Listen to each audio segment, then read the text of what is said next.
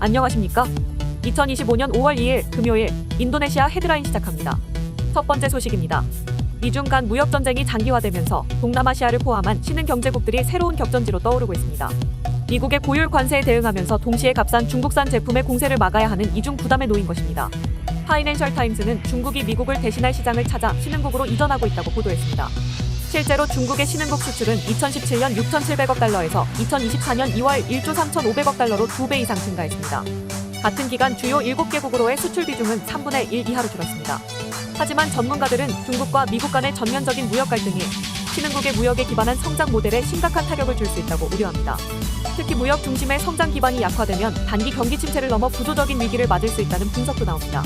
이에 따라 일부 신흥국들은 중국산 제품에 대한 방어 조치를 강화하고 있습니다. 남아공은 철강의 반덤핑 관세를 부과했고 브라질, 인도, 터키도 유사한 대응에 나섰습니다. 멕시코와 인도네시아 등도 저가 중국산 의류의 전자상거래 유입을 막기 위한 장벽을 세우고 있는 상황입니다. 한편 영국 싱크탱크 채텀하우스의 데이비드 루비는 중국의 무역 전략이 신흥국과의 갈등을 유발하고 있다면서도 트럼프 대통령의 조치가 전 세계를 중국의 무릎에 앉혀줬고 그 결과 중국에 선물을 준 것처럼 보이는 역설적 상황이라고 진단했습니다. 다음 소식입니다. 한국경제계가 세계 4위 인구 대국이자 자원 부국인 인도네시아와의 경제 협력 강화에 나섰습니다. 미중 무역 갈등과 보호무역주의 확산 속에 수출 시장 다변화가 절실해지면서 아세안 공약의 교두보로 인도네시아의 전략적 중요성이 커지고 있습니다. 한국경제인협회에 따르면 신동빈 롯데그룹 회장을 단장으로 한 24명의 고위급 경제사절단이 자카르타를 방문해 29일까지 머무르며 신규 사업 기회를 모색하였습니다. 이번 방문은 프라보어 신정부 출범 이후 국내 경제계에서 처음으로 이뤄진 공식 사절단 파견입니다. 프라보어 대통령은 사절단을 대통령궁으로 초청해 오찬 간담회를 열었으며 신 회장은 다운스트림 산업, 신재생 에너지, 디지털 경제 등에서 인도네시아 기업과 긴밀히 협력하겠다며 협력 의지를 강조했습니다. 이어 한국은 인도네시아의 자원 중심 경제에서 가치 창출 경제로 도약하는 데 필요한 전략적 동반자라고 덧붙였습니다. 사절단에 참여한 국내 기업들은 현재까지 총 270조 루피아 규모의 투자를 완료했으며 유통 전기차, 제약식품 기계 등 다양한 분야에서 추가 투자를 준비 중입니다. 인도네시아의 탄탄한 중산층과 자원 기반은 한국 기업의 매력적인 기회로 작용하고 있습니다. 다음 소식입니다.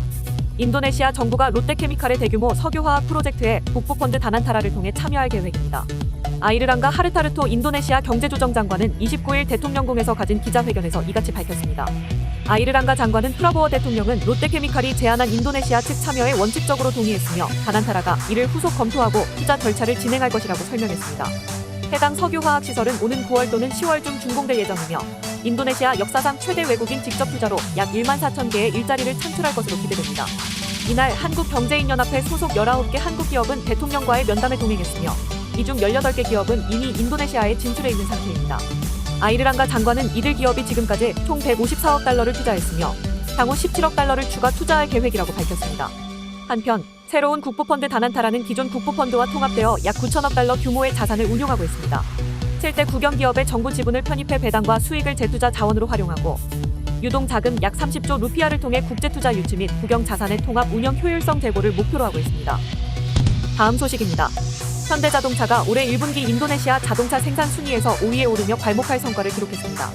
인도네시아 자동차 제조업체협회에 따르면 현대차 인도네시아 생산법인은 1에서 3월 총 18,146대를 생산해 지난해 9위에서 무려 4계단 상승한 5위에 올랐습니다. 특히 현대차는 전체 자동차 생산이 감소한 가운데 유일하게 생산량을 늘리며 주목받고 있습니다. 인도네시아 전체 생산량은 전년 동기 대비 2.3% 감소한 28만 8,017대였지만 현대차는 오히려 증가세를 보이며 4위 혼다와의 격차도 불과 197대에 불과했습니다. 이번 약진은 하이브리드 차량에 대한 수요 증가에 선제적으로 대응한 전략 덕분이라는 평가가 나옵니다. 현대차는 지난해 10월부터 인도네시아 공장에서 산타페와 투싼 하이브리드 모델을 생산 판매하며 현재 수요 변화에 빠르게 적응했습니다. 아이오닉5, 크레타, 스타게이저 등 전략 차종의 현지 생산 확대도 성장에 기여했습니다. 업계는 현대차가 인도네시아 친환경차 시장 공략을 본격화함에 따라 향후 생산량이 더욱 늘어날 것으로 기대하고 있습니다. 특히 인도네시아 정부가 하이브리드 차량에 대한 인센티브를 확대하고 있어 현대차의 하이브리드 모델 판매 증가세도 지속될 전망입니다. 다음 소식입니다.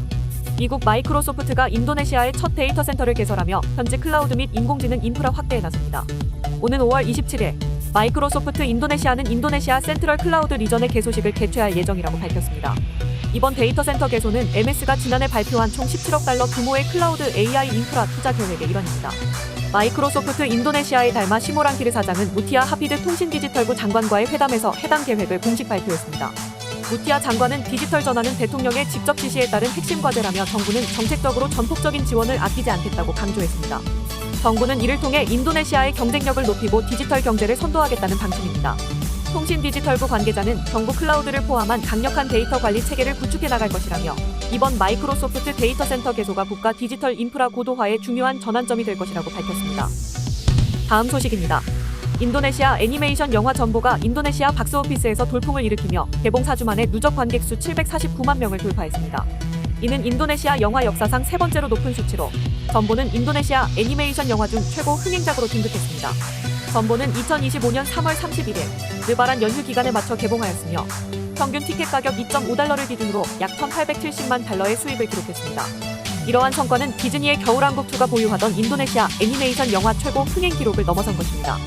감독 라이언 아드리안디와 프로듀서 안제아 카리스마가 공동 제작한 전보는 따돌림을 당하던 소년이 요정과 함께 모험을 떠나는 이야기를 담고 있습니다. 이 작품은 감성적인 스토리와 현대적인 팝 사운드 트랙으로 다양한 세대의 공감을 얻으며 인도네시아 애니메이션 산업의 새로운 가능성을 보여주고 있습니다. 특히 어린이 배우들이 부른 주제가는 스트리밍 차트 상위권에 오르며 대중적 파급력을 증명했습니다. 이에 대해 제작진은 흥행보다 중요한 것은 의미 있는 이야기라며 진정성 있는 콘텐츠의 힘을 강조했습니다. 시청해주셔서 감사합니다. 다음 시간에 뵙겠습니다.